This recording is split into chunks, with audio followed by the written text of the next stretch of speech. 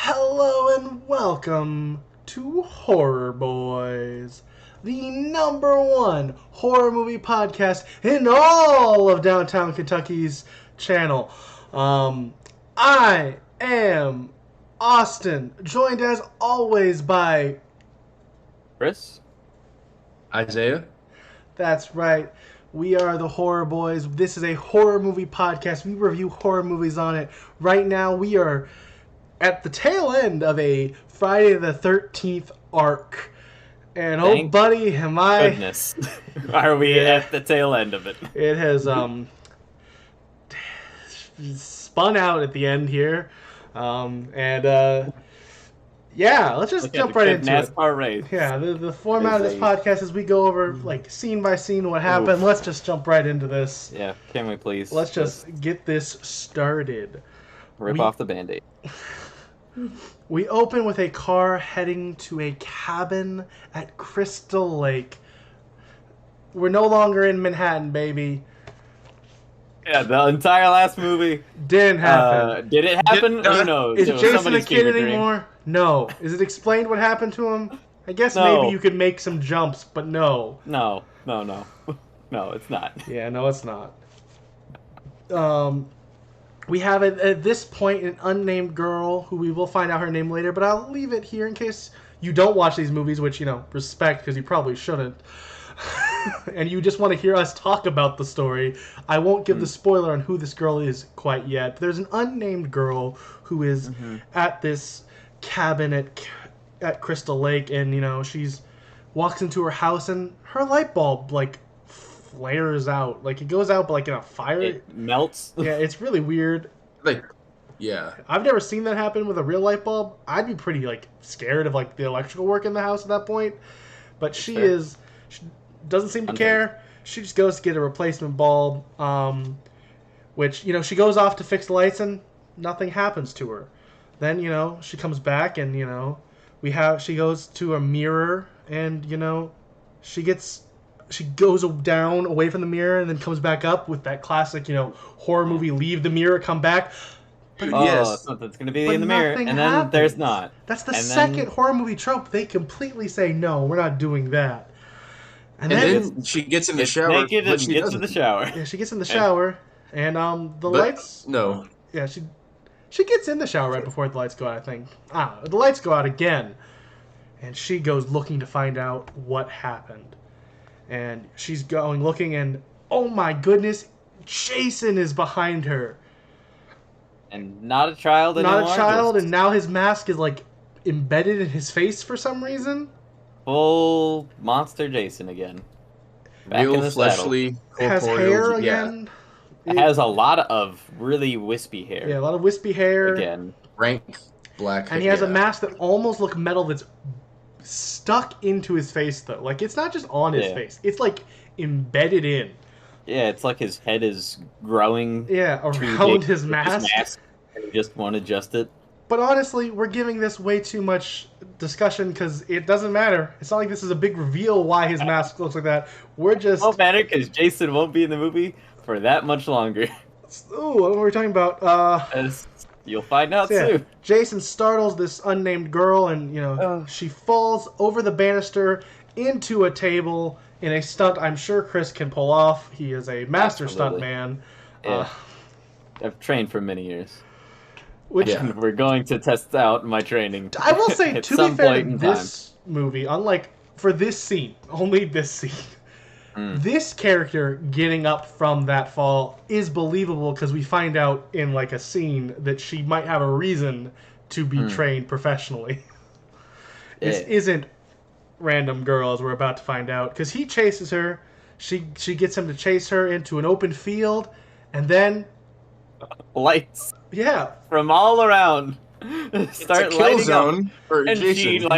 she jump rolls into the bush. And a bunch of men descend from trees and start lighting Jason up like the 4th of July in what has got to be the most ridiculous scene. I believe there's a line later that we find out that he has 100 bullet wounds in him, I believe. Which honestly seems a little on the low side from what we see in this scene.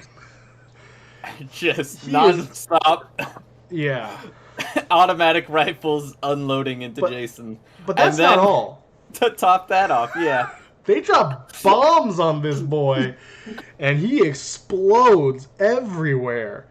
And then they're all really excited. They're like cheering, like, "Yeah, we did it! We finally took him down!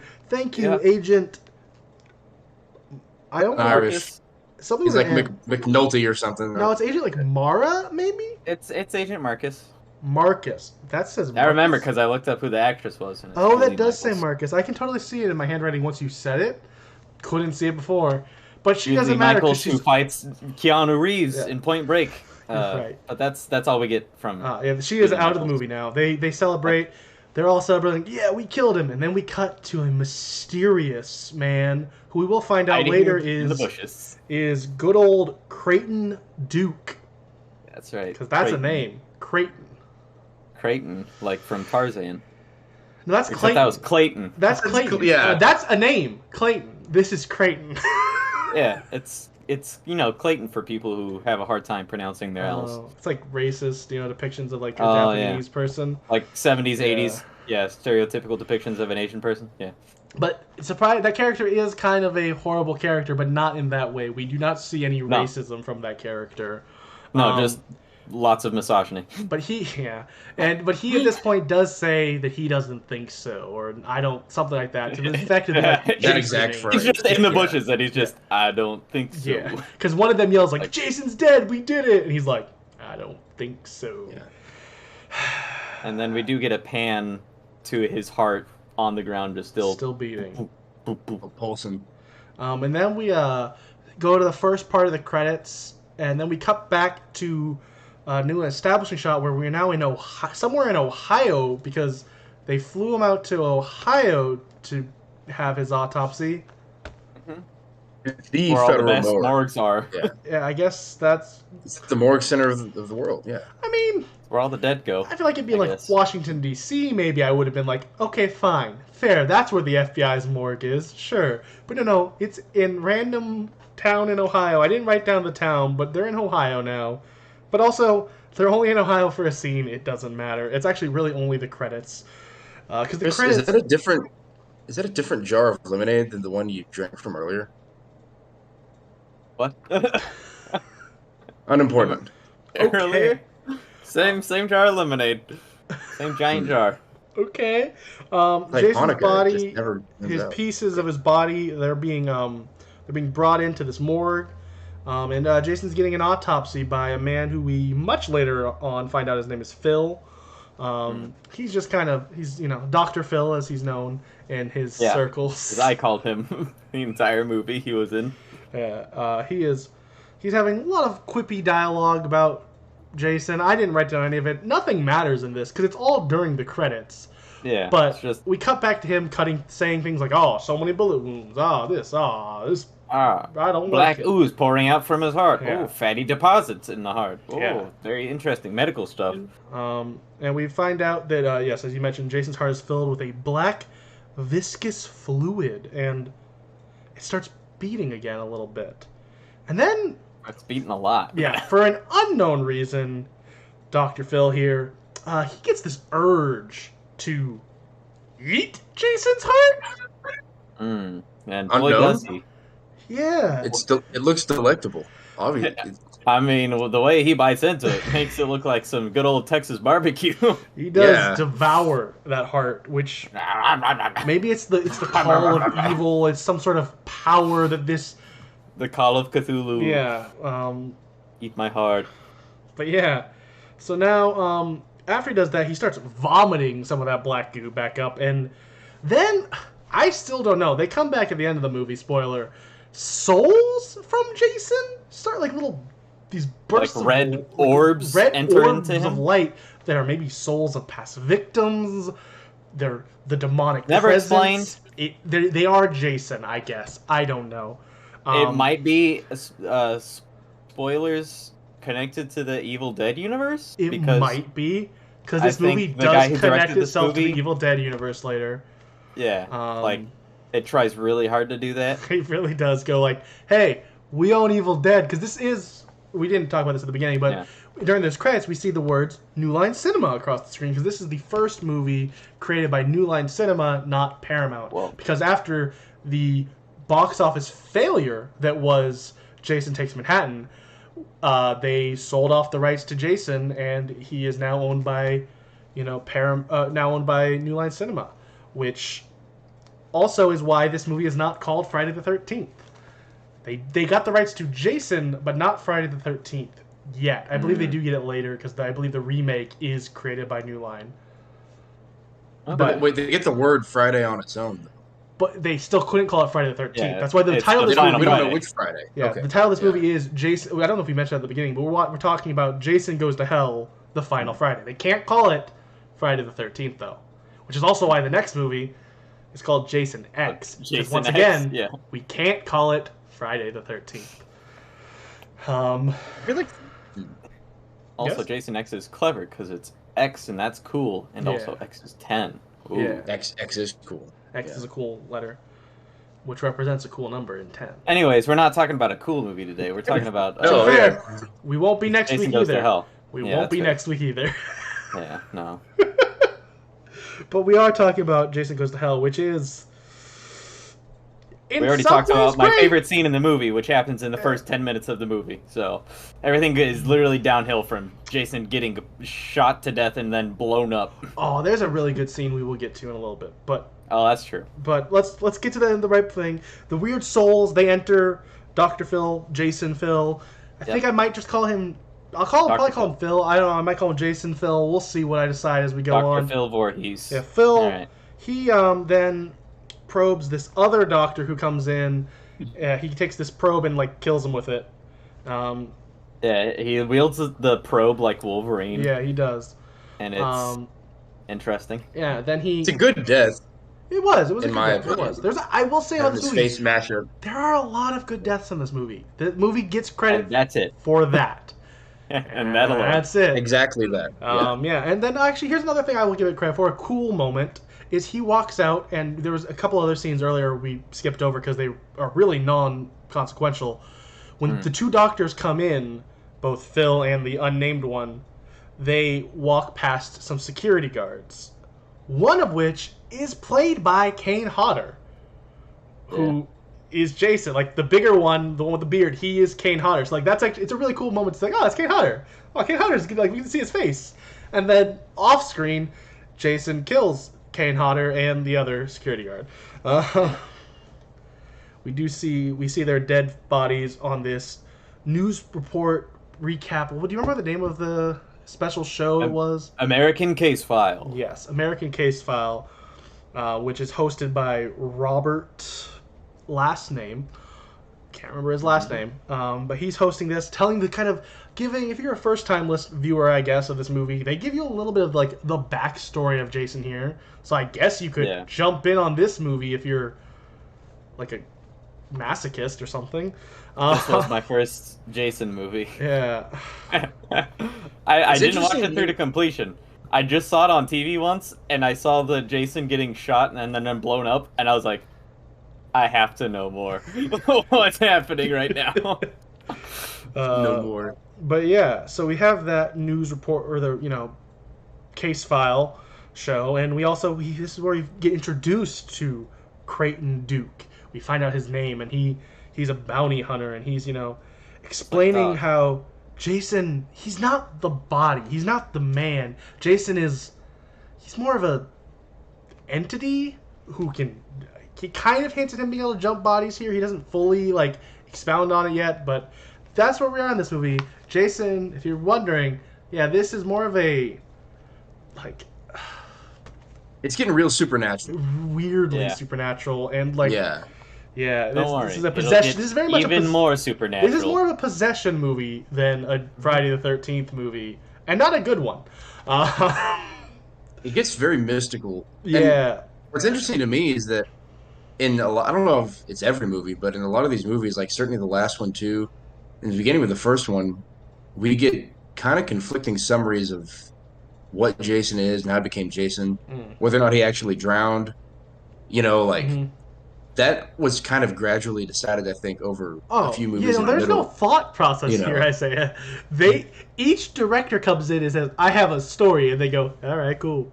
That's and they fine. just match it on top of the other one in these and they layers. go, we retconned it. What are you going to do about it? Here it is. Yeah, it's... Yeah. Now we meet... He didn't drown in that lake, I guess. Yeah. Like, that's kind of how the whole franchise started, was like, he drowned, and then it turns out he was living in the woods the whole time. Or he drowned, later and now he's back. He did drown. We don't know that part of his story. It's so... Yeah. There are some good moments throughout this whole series. But man, as a series, is it awful. Like, ignoring even the great movies, they are still... Even if it was only the great movies, those movies still contradict each other, and therefore, it is a bad series. Yeah. But yeah, now we meet a character who's working at this diner named Diana, who kind of feels like a... Like she should be important? Yeah, like she's going to be important. Maybe a final girl, even. She's not, but they kind of give that aura to her. And we have her working at this diner. We don't know why. We're meeting some of the other kind of diner people who we don't find out any of their names until much later, but, you know, we have the diner people. There's some fun people there. There's some fun, quirky characters. Some of the, honestly, highlights of the movie are them. They're just kind of... Yeah. They're fun. Like, they're the crazies, but not too crazy where it's annoying, like in 5. Like, oh my gosh. Yeah. Dude, good old Pookie. Yeah, Pookie. Whose name is, like, Shelby in the credits. Not Pookie. Huh. Just pointing it out there. Pookie's a nickname. Pookie's a nickname, and we never know his name is Shelby in the movie, but his IMDb credit is Shelby, not Pookie. Played by actor Leslie. Yes. Leslie something. Yeah. Wait, are you serious? Yeah. His actor's name is Leslie, yes. He's a kind of well-known actor. He's done a lot of bit roles. Mm-hmm. He's got a really iconic like voice, kind of. Yeah, he's very little. His name is Leslie Mann. No, that's a woman. That's not Leslie Mann. she's in a lot of comedies. I can find it. Hold on. Well, while Chris, go on though. Yeah, while Chris looks for that, we will talk about how Diana, she's just kind of here, and we're finding out this diner is capitalizing on Jason's recent death. There's having these 2-for-1 burger sales, which these burgers are shaped like hockey masks. There's all these like hockey masks paraphernalia hanging up. Like, it's very like celebratory that, hey, this thing that's been over our town for months, like 20 years, 17 years, I think it's actually said at some point in this movie. Yeah, 17 years is done, which, like, yeah, I could understand celebrating at that point. Leslie Jordan. All right. It didn't matter, but yeah, now we know. Also, if you look up the Jason Goes to Hell cast on Google, and then show all, there's an actress named Catherine Atwood, and her attributing photo is a PlayStation 2 game. Okay, well, we're gonna move on because called Barbarian. Okay, we don't have time to talk about this random character that we don't know who they even are. Yeah, just really caught my attention. All right, now we have Creighton, who meets Diana, and he's says some really inappropriate things. He's very inappropriate towards her. Says some definitely not PC things, and is very just awkward and cryptic. She's important, but we don't know why yet. I need you to come with me. Everybody's got a price. Come on, what's your price? Blow me, please. Stuff along that nature. Harmonica! Blow his harmonica! Yeah, blow his harmonica. And then the sheriff comes in and intervenes and is like, that's my woman. Like, well, that's just because she hasn't had to taste the Creighton Duke. We didn't have to go over all dialogue. We could have just called it very gross and weird. And then Creighton Duke basically like gets escorted out and arrested. Yeah. And that's that scene. Yeah. Weird, like, because he threatens me, implies that, you know, like, they don't know what they're dealing with. He's going to get away. And then the next time we see him, he's in jail. Like, handily. Yeah. Now we find out that Diana needs to tell Steven something about Jessica. We don't know what yet, but she tells him, hey, you need to meet me at my house tonight at 11 so I can tell you. Now we cut to Steven on his way there later that night, and he picks up 3 hitchhiking teens, baby. Because, they're ready to go and, smoke the devil's lettuce and do some premarital harmonica. Harmonica playing. Jason's not there to kill him no more. Like, that's basically the line. That's their explicit plan. Yeah. Yeah. And one of the girls is, for some reason, really into Steven, even though he comes across as really nerdy at this point. Yet every girl wants him. But, as we find out later in the movie, isn't at all. But he might just have glasses and have a weird face, because he's also, like, wearing a Letterman jacket most of the movie, so I guess he's not supposed to be the nerd, but he comes across as a nerd, especially here. And also does all sorts of really crazily, like, athletic things. I feel like Steven just the actor just delivered his first couple lines really badly. Yeah, and he was wearing glasses, which is, in a horror movie like this, is a telltale sign of, he's a nerd. Not everyone who has glasses is a nerd. Yeah. That's not real life, but in this movie, that's life. Oh, yeah. But yeah. Yes, it's the same sparse characterization that gives us, like, that kid's got candy bars. So he's obviously, like, an obese autist. Exactly. Yeah. Yes, the nerd thing. Then he's got the Letterman jacket. He wears it the whole time. Yeah. But he's also, like, 30. Yeah. Maybe. We don't know how old he is. He peaked in high school. But, yeah, he peaked in high school, and one of the 3 teen girls really wants him to come with them to, do some premarital harmonica with her, but he's like, I can't. I have to go talk to this girl. And she's like, oh, your girlfriend? And he's like, he just doesn't say anything. He's poor unnamed girl to play third fiddle. Yeah. So she's just stuck there, and now we have these three teens. They mentioned that they're gonna go skinny dipping later that night. Then we cut immediately back to them coming back from skinny dipping.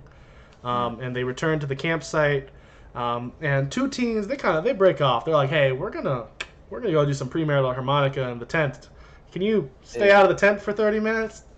And she's like, "I'll stay out of the tent all night. It's such a beautiful night." And the other girl's like, "All right, cool." And she leaves to go do her harmonica playing.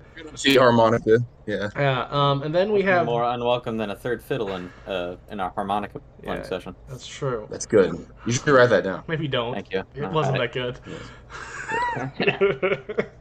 Then leaves the other girl alone in the woods. She's staring off into the stars for a little while because you gotta kill some time. Like 2 seconds before she gets up and is like, "Yeah, I gotta pee." She goes off to pee. She hears some branches break. Says, it's nothing. Here's another branch break. Oh, and then Jason kills her. Guess she should have looked for those branches. Yeah, Dr. Phil gets her with the probes. Oh yeah, Jason Phil does kill her there. Jason Phil. Phil. And then we cut back to the teens playing harmonica. Mm-hmm. And so they're starting to play harmonica, and the girl's like, "Hey, I have to go pee too," because apparently everyone. Actually, she needs to get a rubber for the harmonica. They need a protection for the harmonica, a nice harmonica cover. I want to get that. Yeah.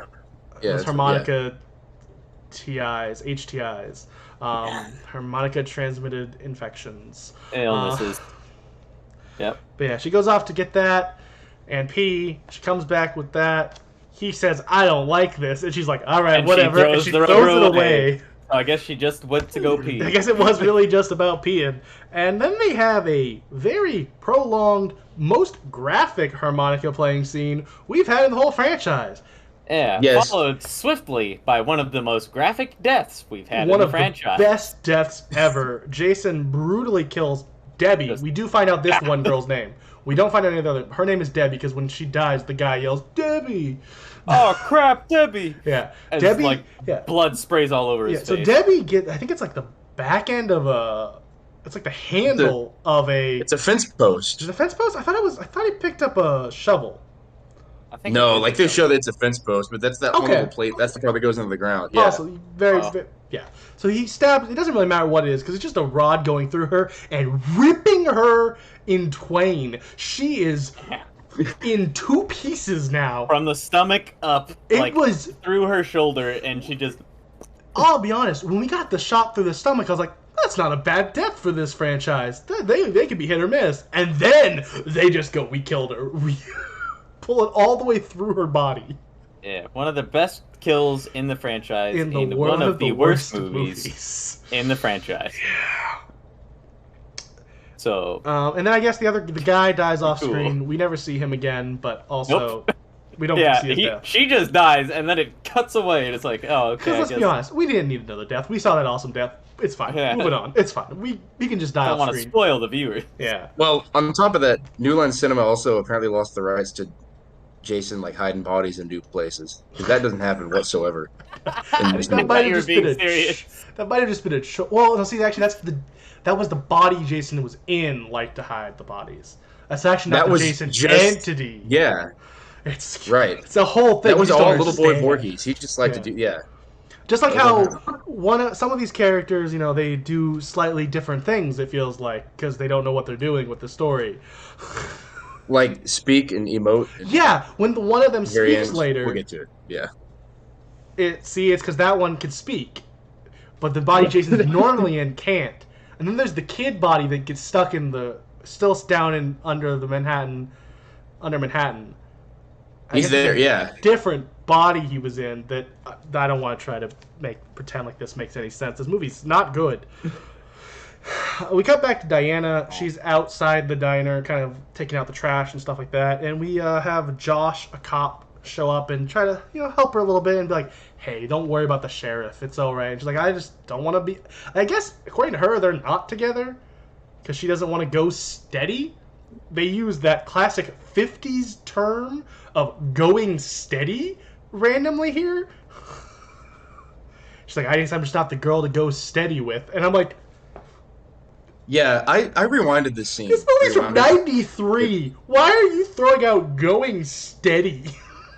Well, also, like, it's steady just without Jess. Yeah. Going steady, the Letterman jackets. And... What is this movie? Oh, the bonnet later on in one of the scenes I think it's this next scene. where isn't she it? gets slammed into That's the this car literal door. next scene. Yeah. That's with Josh. Josh and her. Josh leaves her, and this random other girl shows up in a bonnet, who's like, "Oh, I'm sorry, I'm late." And they both want to play harmonica, it seems, and they're like, "Let's go." And before they can leave, though, Phil Jason shows up, smashes her head in the door, and we cut away. And we cut away to the Voorhees house. We find out much later, Which exists. Yeah, which there's For the a first Voorhees time house. ever. Yeah, and at this Find point, out among his many talents, Jason is also a very experienced barber. yeah, and really into like kidnapping people. It was like he had hit him like tied down rather than just like bludgeoning him or I don't know, killing him. Also into Because BDSM. we see that he can turn into kill to dead bodies, but for some reason, Josh has to be alive and like Dexter level torturing before he does it to him and like shaves his beard like you mentioned because I guess when Phil wants to French a guy, he wants to make sure he has no mustache. Oh yeah, it's 1993. He's not a homosexual. To be fair, we don't actually know that that's how it gets transferred to this point. We just know it's some sort of like mouth to mouth. We find out later that They it's have to basically make French out. kissing, but not yet. At this point, we just see him over him, and they cut away after he passes Jason to Josh. Weird Now Hung we Demon stuff. style. now we cut back to Diana, who's getting a phone call from Jessica, who we find out is her daughter, who's telling her, "Hey, I want to come visit." And we also find out in the background of the shot that she's like, "I want to introduce you to my boyfriend. You probably know who he is. He's Robert from the TV American Case show." File. Yeah, ooh, that's a big reveal. Whoa. And then she's like, "Oh, cool. I also need to talk to you about like I don't remember." Diana's like, "Okay, well, cool, you come." But before she gets to like, Josh shows up, and he tries to attack her. But before he gets a chance to transfer Jason to her, Steven shows up. Woo! Steven shows up. Your hero of the day, Steven. Our favorite nerd? Question mark. Yeah, nerd. Washed job. up athletes. Yeah, Steven With shows a up. speech impediment. I don't know. And he stops him from doing it. I believe at some point, either before Steven shows up or after, Diana shoots Steven or Josh in the back of the head, like blows out the back of his head. But he's still fine because he's Jason now. He's Josh Jason. It's very confusing. But he's Josh Jason now, and he's fine. But before he can transfer his Jason to her, she ends up getting a knife to the back, and now she's dead. Isn't it a knife sharpener? Maybe. From the angle, like he pulls out like it's the knife rack, and he pulls out the sharpener, and he doesn't put it back. He's like, "This will do." He might have. I didn't pay. All I saw was him pull something from the knife rack and throw it at her. I didn't pay attention to what it was. Knowing this series and the weird things they choose to do, you're probably right. It probably wasn't a knife. It was probably a knife sharpener. Because why not? He's never killed anyone with a knife sharpener yet, guys. It's new. It's innovative. It's cool. Called a honing rod. Thank you. Okay. But yeah. So Steven ends up kicking him out of the window, stopping her, and she tells him, you have to keep Jessica safe, she says in her dying breath. But right around that time that's happening, the sheriff shows up, and there's no Josh to be seen. And there's a dead woman here, and Steven's got blood on his hands. This looks very suspicious. Also, he's saying like, oh, it was, yeah, I don't think he mentioned Jason yet, because I don't think he realizes it's Jason yet. I think at this point, the only person who realized Jason was Josh was Diana, who's now dead. Diana and Creighton.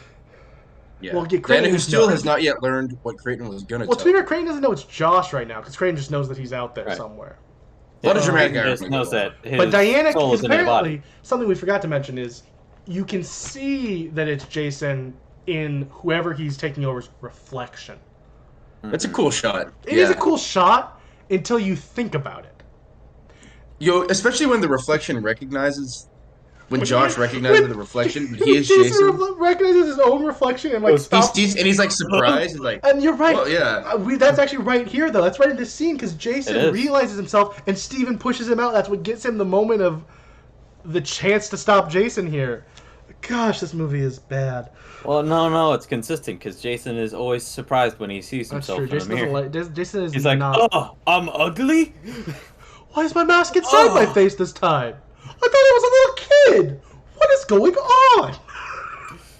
It's because Jason's the only one who's self-aware about what all the weird changes they keep doing to his story. He's like, I have hair again? I thought I was that guy. Jason, he's just as confused as we are. Yeah. Jason is the only character in the world who knows what's happened in the previous movies, and he's like, how am I here? But I was a kid and not deformed. Then I got blown up. Then I went that guy, and I'm in another guy. What is going on? Yeah, he tries to put his demon tongue in her, but Steven shows up, stops it. This is the first time we see the demon tongue. This weird, like, bulbous black tongue that comes out of his mouth when he's trying to transfer, which I guess... Very reminiscent of aliens. There's like a little mouth on it. Yeah. Spoiler to later, maybe that's not a tongue and that's the tail of the weird bug. Oh, the Jason demon. The weird demon like bug the later? demon itself. Yeah. I don't know. That Muppet that they're using. Yeah. Because it's for sure some sort of demon. Because as we find out, not too distant in the future, there's a Necronomicon involved in this movie. We're gonna get to that, Chris. Don't jump to that. That's a big reveal. People might care about that. I mean, and I already know. And I hope that people want to care about this movie, who have any passing care about this movie, watch our podcast rather than suffering through this movie. Let's help them by telling them what happens next. Jessica, she shows up. She's back home to her home. She finds Vicky cleaning up Diana's blood. She's not that shocked by it, so I guess she got a phone call knowing her mom was dead because she doesn't seem to really care. Black. Yeah. You know, I mean, they cry, like, kind of. Like a little bit of like, oh, I'm so sad. But then it's almost immediately like, Vicky's like, oh, you have a kid? And she's like, oh, yeah, I do. I have a kid now. Oh, yeah, I've got a kid. Yeah, I just didn't tell anyone. Oh, he's got Steven's eyes. Oh, looks like Steven. Yeah. Oh, yeah. Dee-dee-dee-dee-dee. All right. And then we cut back to the prison, and Steven is put in a holding cell by Randy. I think it's Randy. Yeah, it's Randy. And he's in the cell next to Creighton. And they're in neighboring cells. And then we have another really weird scene with Creighton. Because Creighton's scenes are weird. So Creighton tells him... He's kind of just a weird guy. Yeah, Creighton tells him he can stop Jason. And Crane tells him, and Steven wants to know what's going on, and Crane's like, but give me your hand. That's got a high price. There's a high price. So that information's got a high price. Yeah, there's a high price. Give me your hand. And he awkwardly rubs it, and there's some really weird... He just strokes his hand. Some really weird implications. I don't like where this is going. And then he snaps his finger. And you know what? Thankfully, that's what that was. But don't worry, the scene's not over. That gentle hand stroking would not lead you to believe that. The scene's not over. You still wonder if they're still going there, because he goes, after he gives him a little bit of the information, I believe at this point he tells him about, like, how, kind of just that, I think this is where he tells him about how Jason... Jessica's the key to stopping Jason. Yeah, Jessica's the key. He's like, why? And he's like, oh, that's got an even higher price. That's an even bigger price. Give me your hand again. He rubs it again, and you're still like, where are they taking this scene? He breaks his other finger, thankfully. The higher price was a second finger being broken. And at this point, he tells him that it's because she's a Voorhees, and only the one who, and she's the only one who can kill Jason because a Voorhees brought him into the world, and therefore a Voorhees has to bring him out of the world. Also, he needs a Voorhees to put himself in, because he has to be born again and not be in these bodies that keep not working for him. He has to be born again by a Voorhees, which means it leaves either the baby or Jessica. Although we find out that is not true. Well, because he's got to be born, like, this isn't the Nicodemus situation. It's got to be real, like, crawls back in, pops back out. Yeah, we'll get to this. Guys, stop jumping ahead. We have a whole horrible movie to get through. You're talking about the last scene in the movie, Chris. Yeah. I'd just like to point out that they just contradict themselves all the time. But they really don't, though. I will disagree there. He says it has to be a Voorhees. He does not say they have to be alive. And then he says that it leaves two options. Because he didn't think about the dead person. Spoiler.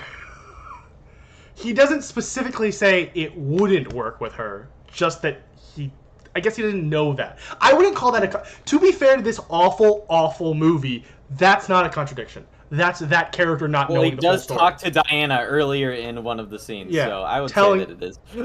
No, because he tells her that she's in danger. She's the one he needs. He's trying to tell her that I don't agree that I think this movie is awful, and there's a lot of things to complain about. I don't think at all that's a contradiction. He just doesn't know that the dead body can be used. He says that it can be later when it happens. No, I don't know. It's not that important. It really is. The movie is bad, and it's allowed to contradict itself because it is bad. I don't think it does, though. I don't think this movie ever contradicts itself. It contradicts everything else we know before it. But I will say, I think to give the directors maybe the director, not the writer, let's hope those are different people, the director credit, he made sure to make sure this movie was a cohesive story from what crap he was given. I don't know. Maybe I just like to play devil's advocate and think that there's good in somewhere in here, but I really don't think it's a contradiction. But Jason, where were we? So now we come back to... Sorry, no we don't. We still hear Steven calls, starts freaking out about his fingers, gets Randy to come check on him, and he steals Randy's gun. He forces Randy into the cell, getting himself out. Really, nailing home that, yeah, he's the crazy person after all. Yeah, maybe Steven is a little off his rocker. Now we have Vicky, who is taking the baby back to the diner. I don't really remember why at this point. She works there. But no, I just don't remember why Jessica's not with her baby at this point in the story.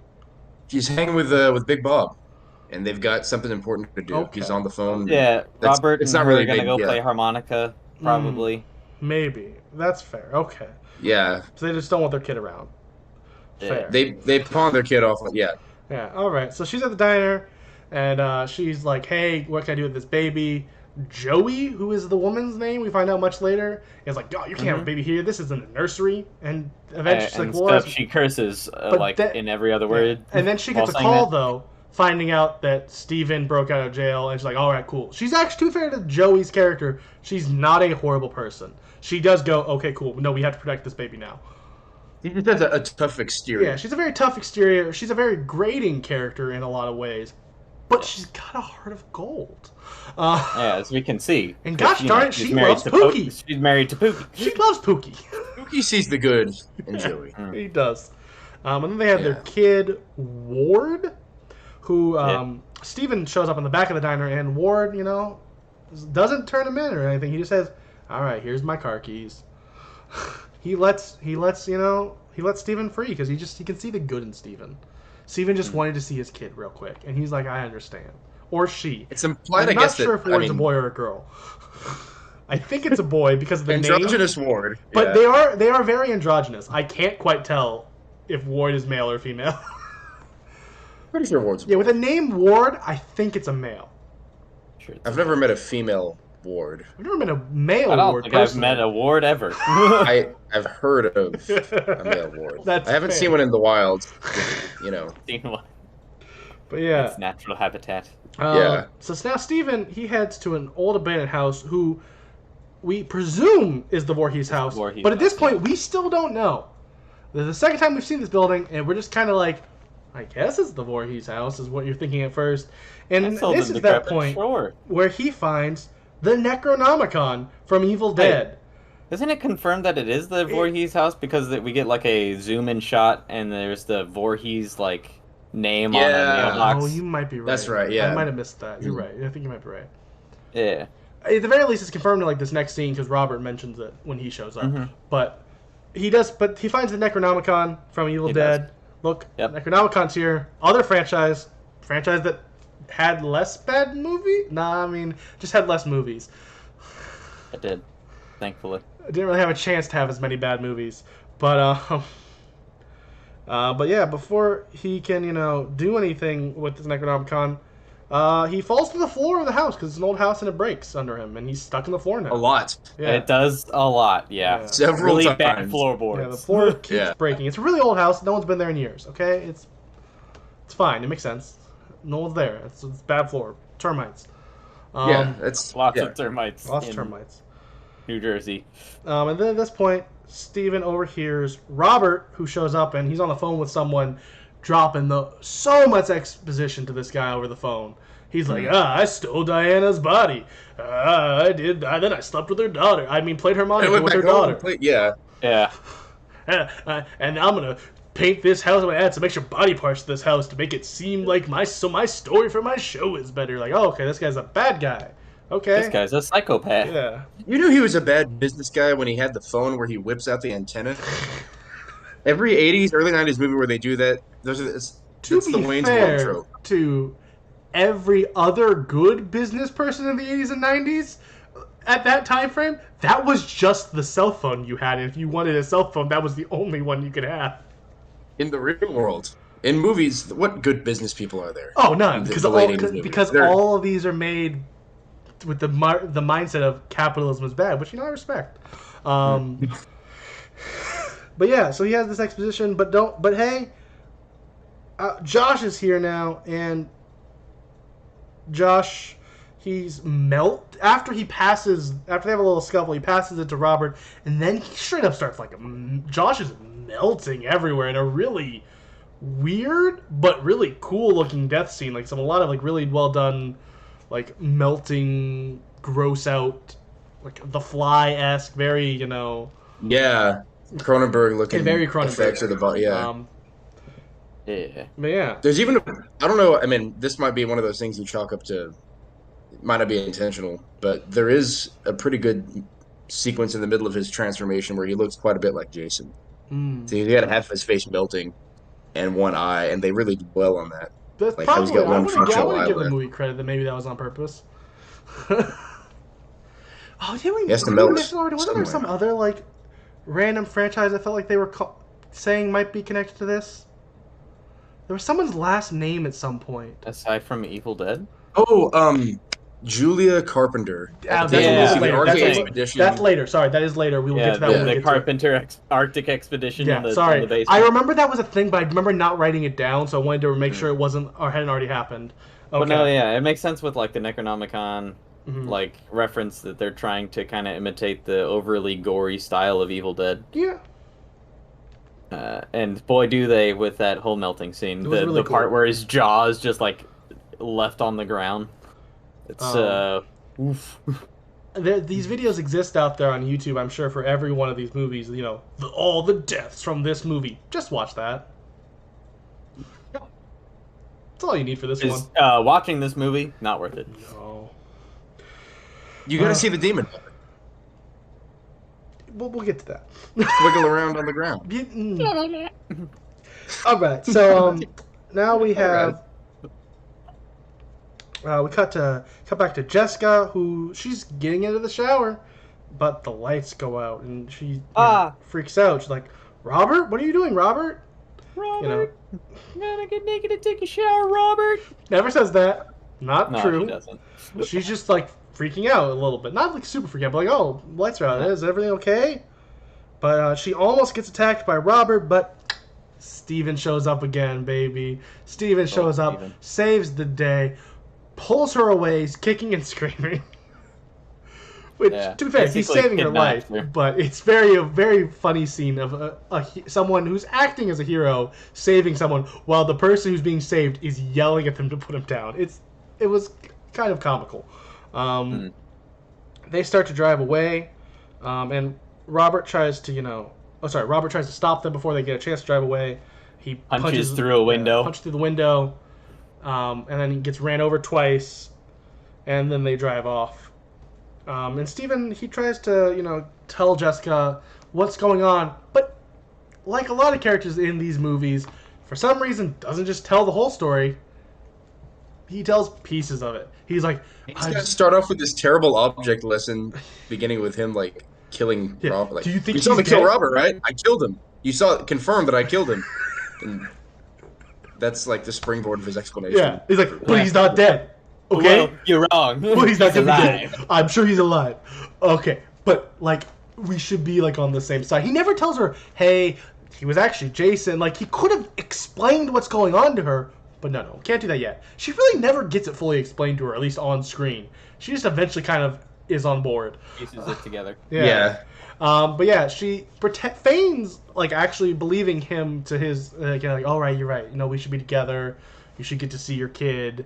And then she attacks him and pushes him out of the car. Like, why would you think I'd let you see my kid? You murdered my mom and murdered my husband, my boyfriend. It's like, and you know what? Fair. Reasonable.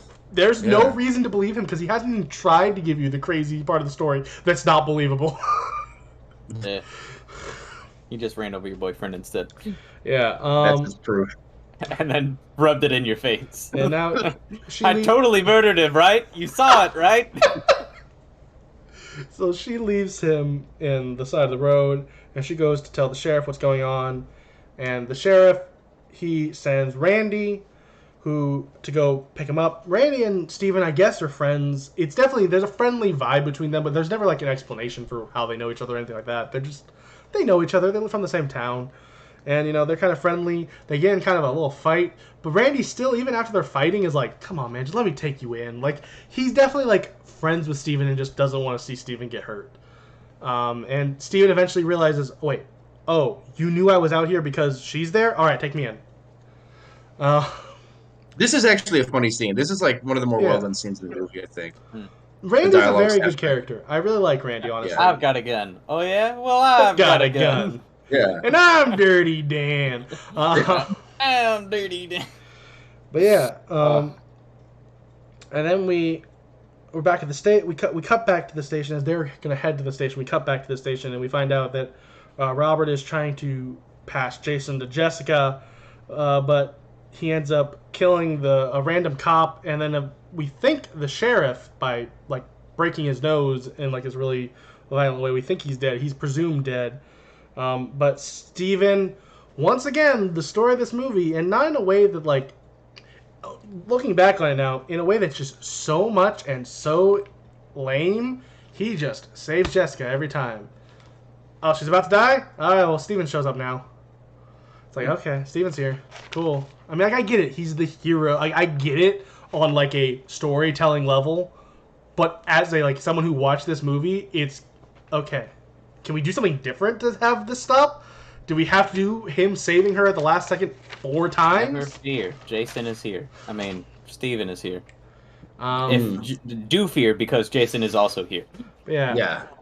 Robert, then also Robert Jason, if you've forgotten who Robert has. Or Jason Robert. Jason Robert. The current Jason. Current Jason, known as Robert, bashes 2 more cops' heads together, killing them, and kind of cool kill. Like Mo from the Three Stooges, but really But gory. like after he bashes their head, they come out like bloody. Like, and a lot of times in this franchise, they would have chose to not make that kill bloody. That would be like, oh, maybe it's not a kill. He just stopped them, kind of a thing, you know.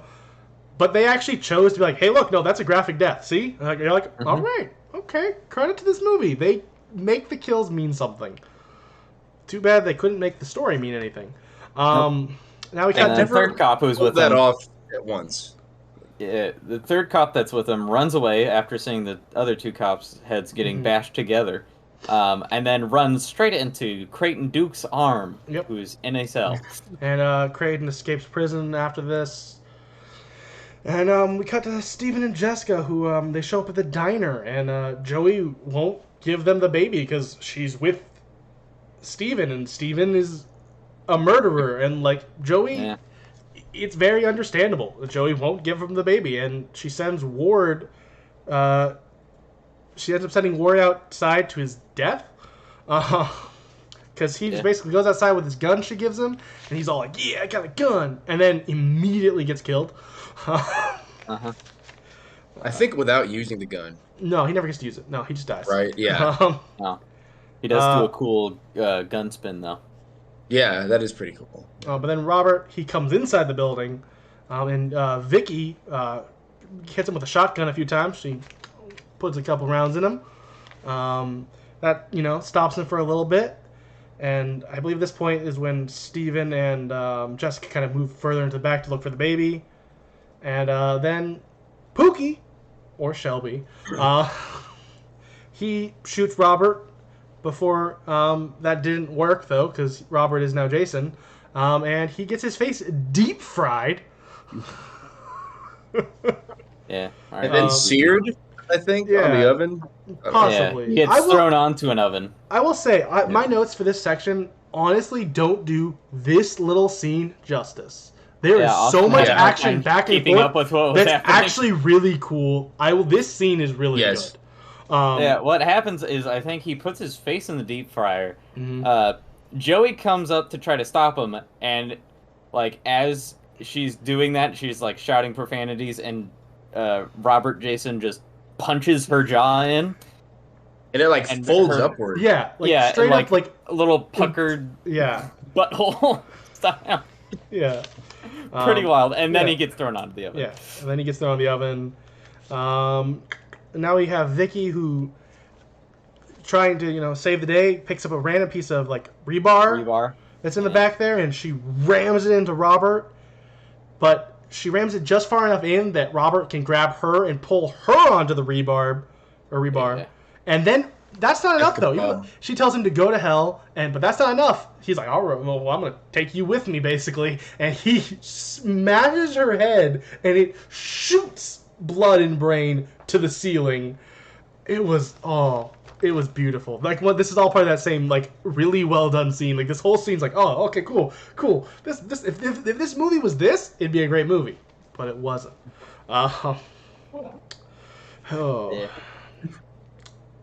Convoluted demon Jason lore. Yeah. So now we have Steven. He's reading the note. First we have... I'm forgetting her name. Jessica reads the note and leaves and says, "I'm going to get help." And Steven's like, "Oh, what? Oh, where'd she go?" And eventually he finds the note and finds out that it's a note from Creighton, who says, "I have the baby. Meet me at the Voorhees house alone." Yeah. And he's like, "Oh, crap, she went there." And so he goes off to follow her. We cut to Jessica arriving at the Voorhees house. And, Creighton tells her all the Jason exposition we've all heard. We get to hear it again, because now he's telling it to her. Mm-hmm. And he gives her this dagger from Evil Dead as well. Yep. Because this movie is Evil Dead's here.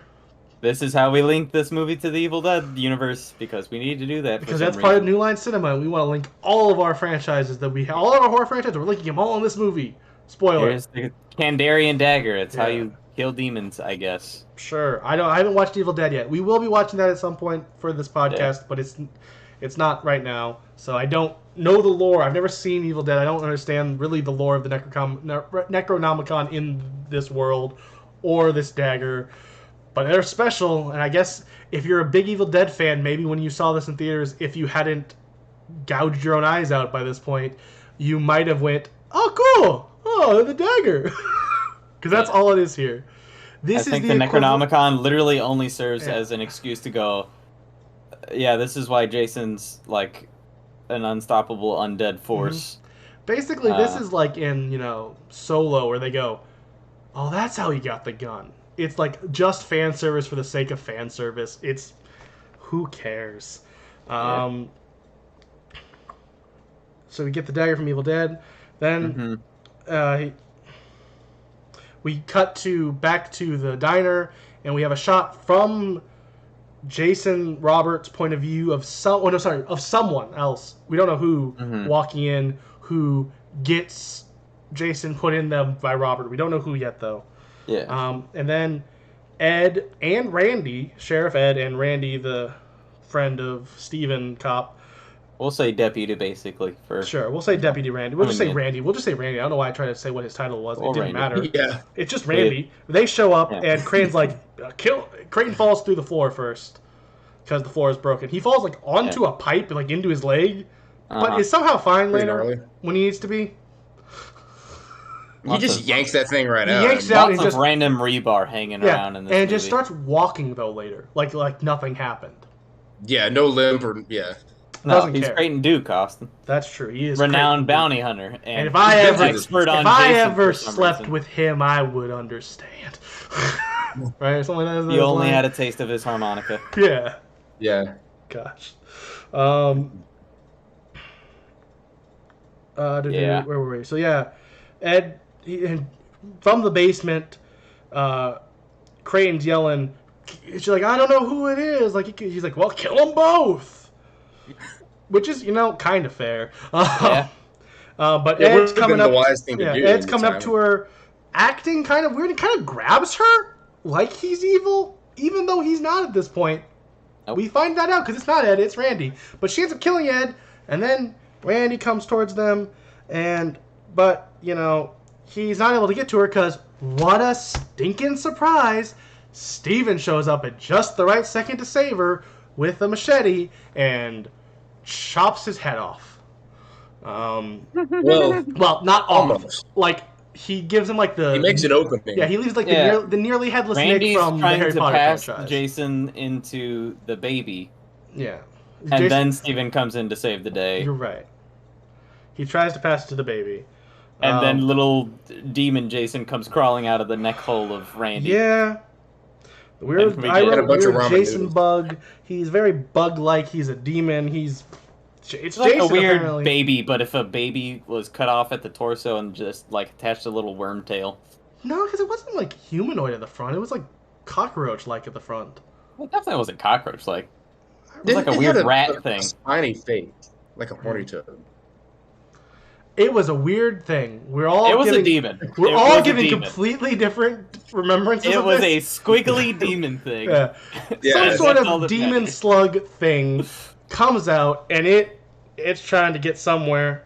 And it goes down to the basement, and there's this line, because at this point Crane's already upstairs somehow. He just gets himself up from the basement like nothing happened. And there's this line like, wait, I think it's Steven's like, wait, does it have to be alive?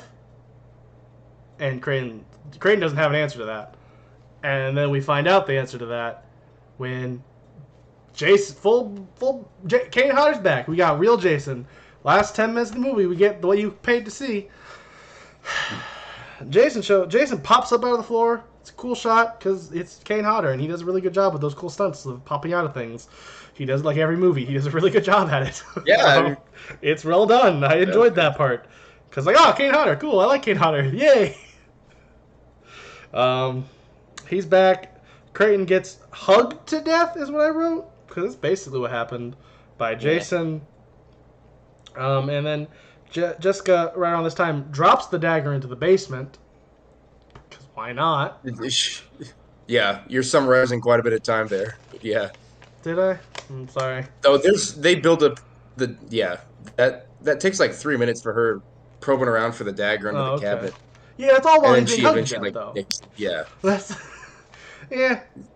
Nothing happened. Here's the thing. He's right. It did No, take nothing longer, happened. but No, nothing matters. You were right to skip over it. Steven then tackles Jason through the window to buy some time, and then for some reason, Jason just decides he doesn't want to kill Steven. He just wants to throw him around. About 4 times, like 4 or 5 times. Yeah. It has a name. What? It has a name, guys. It's called Hell Baby. Oh. The little worm demon. It didn't occur to us. Oh. That's fair. Makes so sense. Intuitive. Jason does go to hell.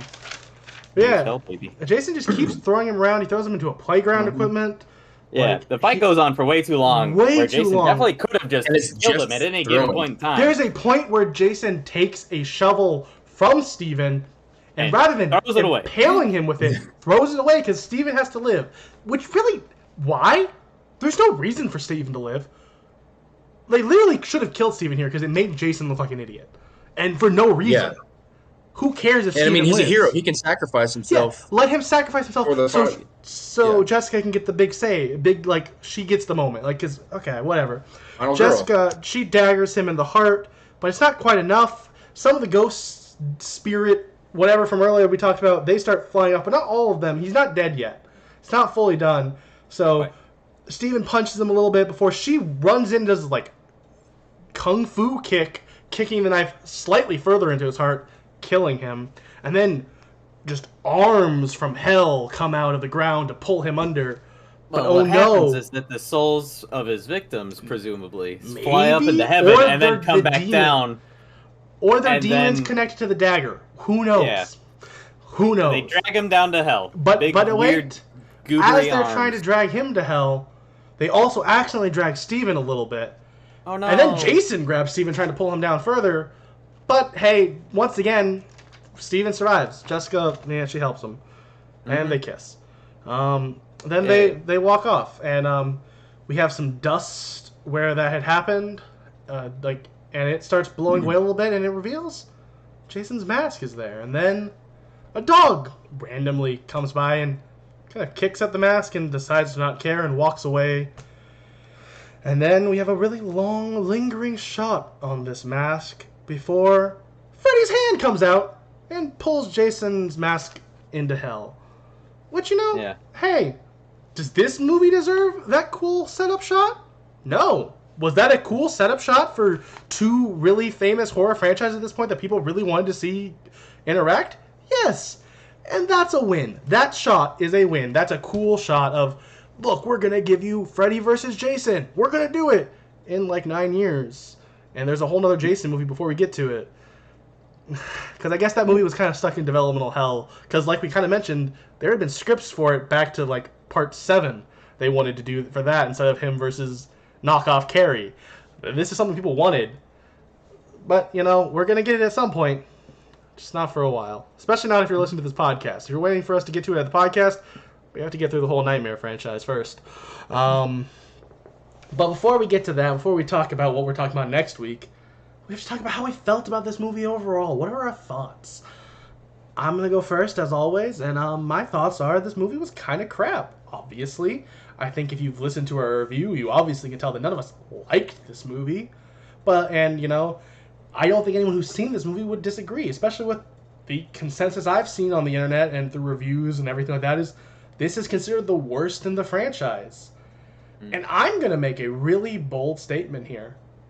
I disagree. I think this movie is trash. But a movie my least favorite is Part 5, which is also trash and the story is horrible and all that. And the kills suck. At least this movie has good kills. This movie is trash. You should probably skip it. But if you really want to endeavor to watching all those movies, this is a better movie than 5, in my opinion. Because both movies have plots that make no sense. And what 5 does that I think makes it even worse is that plot... It's not even a Jason movie? Yes, but also... Neither is this, really. But that plot contradicts the movies that surrounds it in that little Tommy Jarvis arc. 4 and 6 kind of tell one story. but they can't make any sense with 5 existing in there. So 5 is worse in my opinion. But this movie's also trash. I'm not, by no means is that me saying this movie is good. I said the 2 things, like the 4 things that were good in the whole movie. Those 2 deaths and the final shot of Freddy's hand pulling Jason's mask under. Which, by the way, that hand was played by Kane Hodder. Fun fact. Interesting. Yeah, he pulled Jason's mask down. Because they weren't going to actually bring in mask Robert Englund just to pull out a mask. That would be stupid. That's valid. But yeah, that's my thoughts. Chris? Yeah,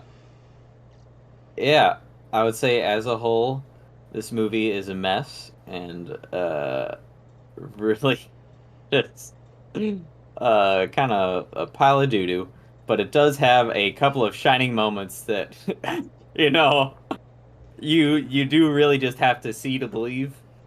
Yeah, the really cool death, and also the diner scene. The diner kills montage.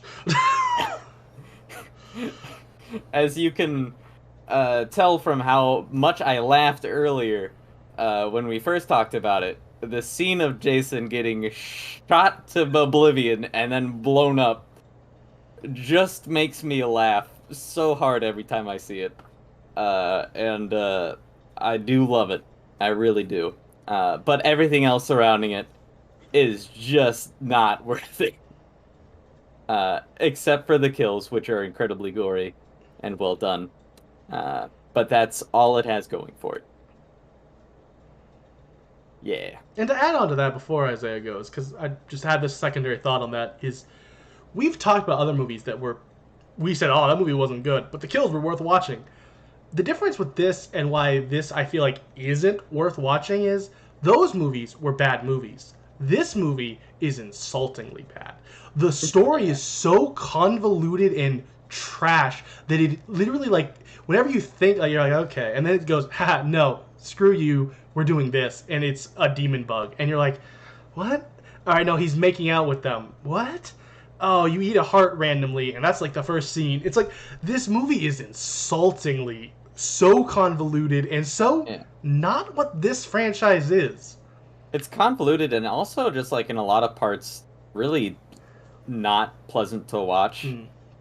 Like, I don't want to be Mr. like Softy or whatever, but there's like a lot of really harsh language for no reason whatsoever.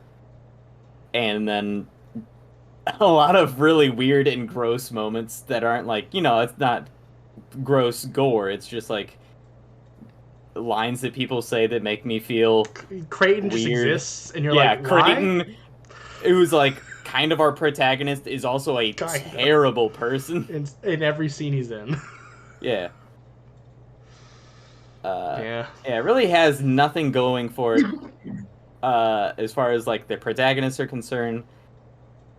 It's just really cool kill scenes and like practical gore, and that is it. Isaiah? I think what you said just then pretty much sums it up. I think Austin nailed it by saying, I didn't agree with everything you said, Austin, but at the end I thought, yes, like this is definitely not what the franchise is. And part of that might just be the business of a whole new studio running it. Because it felt different right off the bat. But when I got about like 10 minutes into it, especially after the exquisite kill zone scene where Jason gets blown to smithereens, I thought, okay, yeah, it actually does.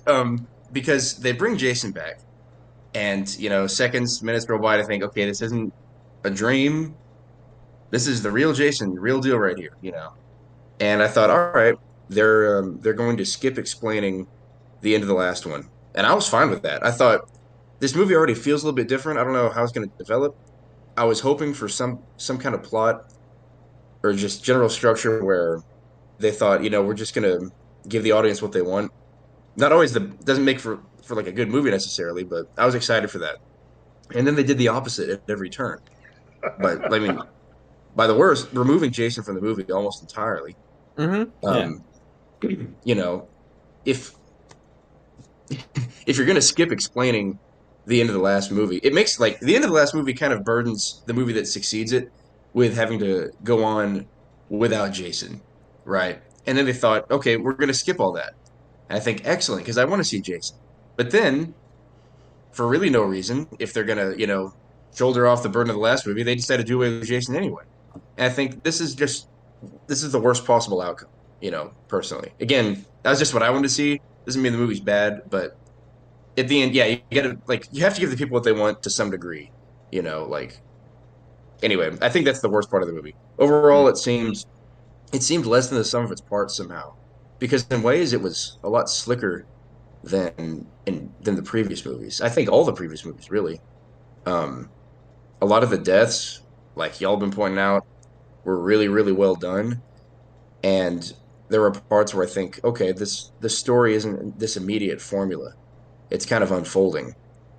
But then by the end, the story was somehow not very satisfactory. And I don't know. I mean, a lot of the original, I think up to about the last movie where he takes Manhattan, Jason had been kind of snowballing gradually, very gradually into like this bigger and bigger force of nature. And it was like smaller gradations of each movie. Then they really leapt far with him taking Manhattan, and this one is a far leap as well. And it just seems so far removed from the beginnings that endear the audiences to Jason. So, yeah, it's just different from the rest of it. But good deaths. I also agree 5 is worse for the same reasons. Valid criticisms. And it's the final Friday, right? So we're done. We're going to move on to a better series now. What? No. Oh, no. There is still Jason X, as we alluded to earlier. Jason's going to space, baby. No, are you serious? That's just like Coca-Cola. Coca-Cola Starlight Jason X. Oh my god. Yep, Jason's going to space because why not? And also, whatever. Can't be whatever. Genuinely, I don't know if it could be worse than this. And from what I understand, when in doubt, I don't think it is. When in doubt, we'll find out. Bye-bye. That's right. Bye. Bye.